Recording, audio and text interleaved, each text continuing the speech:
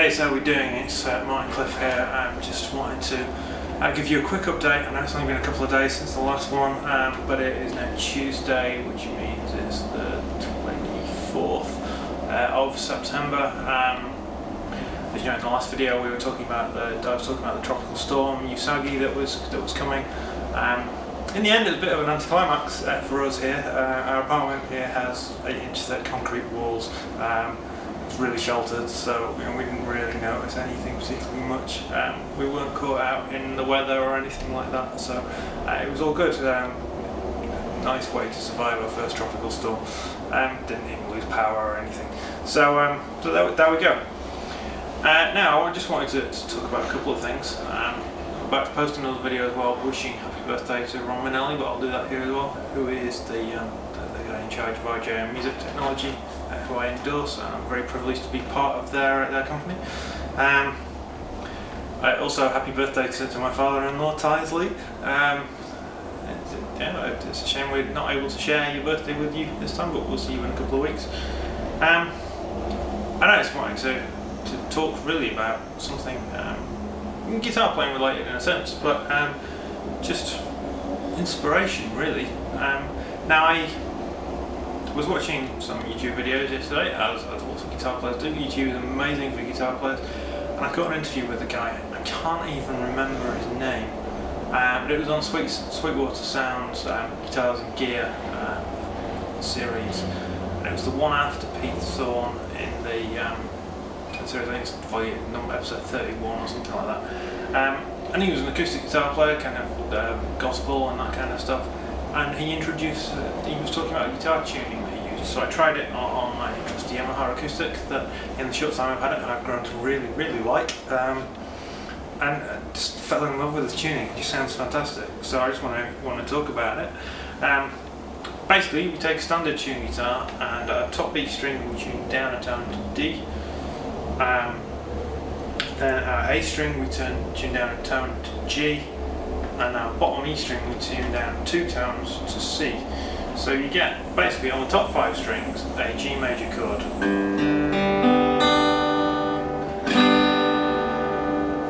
Not 100% in tune, but it will do for the purpose of the demo. And then we've got this wonderful low C on the bottom string, so we can get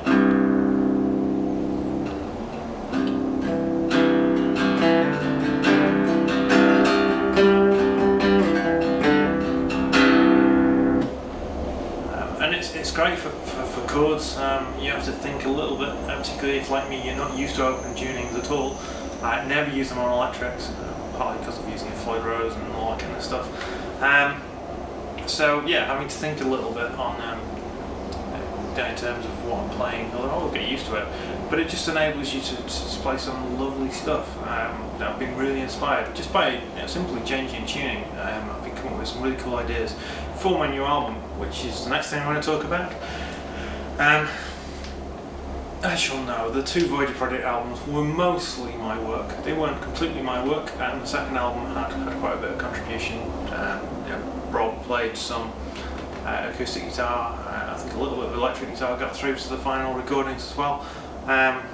We had Tom come in and play some drums, which I was grateful for, and then Dan played a bit of keyboards. I don't think any of Ed's bass made it to the final recording, but that was not because I'm a better bass player than him, but it was purely a case that he had a family issue that came up when he was due to be doing the recording, so in the end we just said, right, I'll go away and do it and we'll get it done.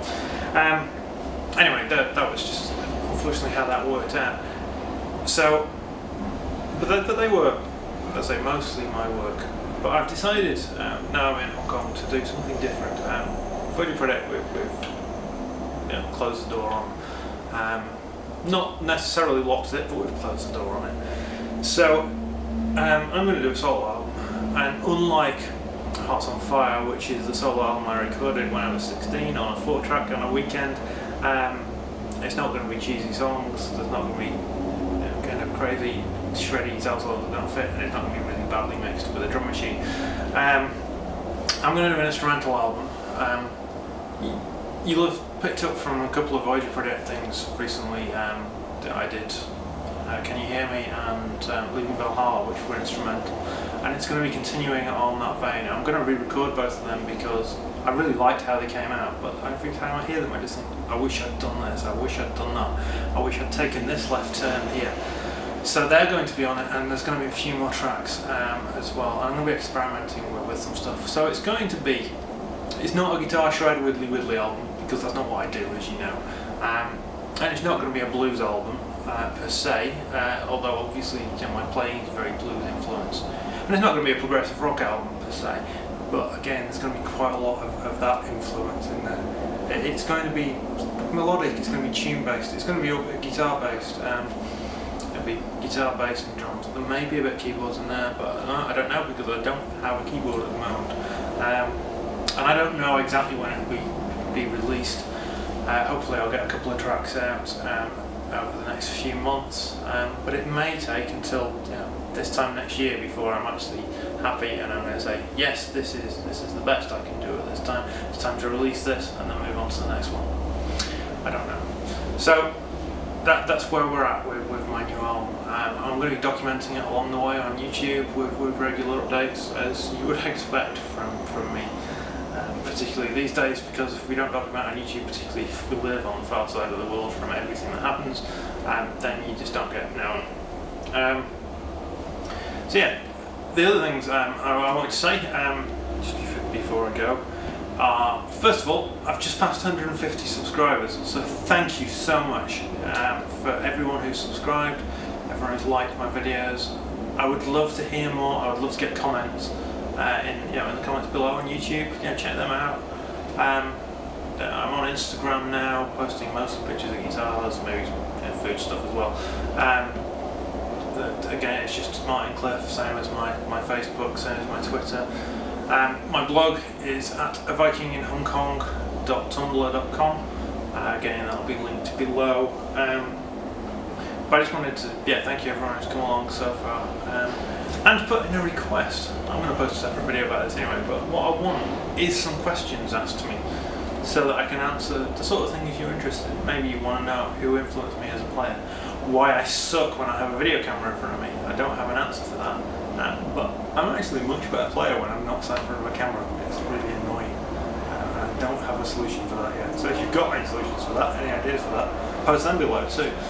And I don't know, so just ask me questions and I will do my best to answer as many as I can of them.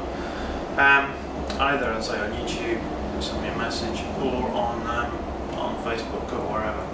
I guess the other thing is I will be doing a rig rundown. My current rig is not vastly changed from where it was, but I really haven't done a formal rig rundown since I put it in the 4-year rack, since everything's mic'd up and everything like that. So I will be doing one of them in the next few weeks. It may not be this week, just because I've got various things to do this week. We'll see. And then the final thing that I want to talk about is just a weird problem that maybe some of you have got some solutions for.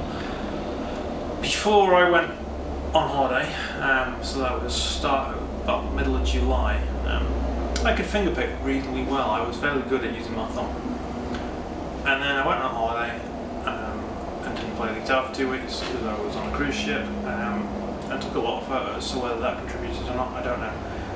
Got back, didn't play for a couple of weeks because then we moved here and then didn't have a guitar for a couple of weeks, so I didn't really play for about 6 weeks.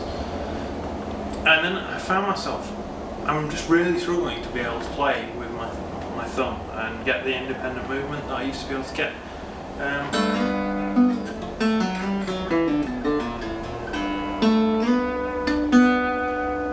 And it just feels really strange and uncomfortable. And I must have done some damage to it, but it doesn't feel painful other than just not being able to do what I want to do.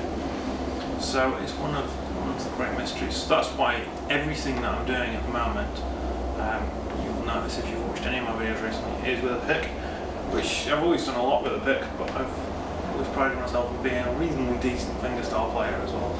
And I can't do that at the moment. Really annoying, but there you go. Okay, anyway, I've waffled for a long time here, so until next time, take care guys, and I will see you soon.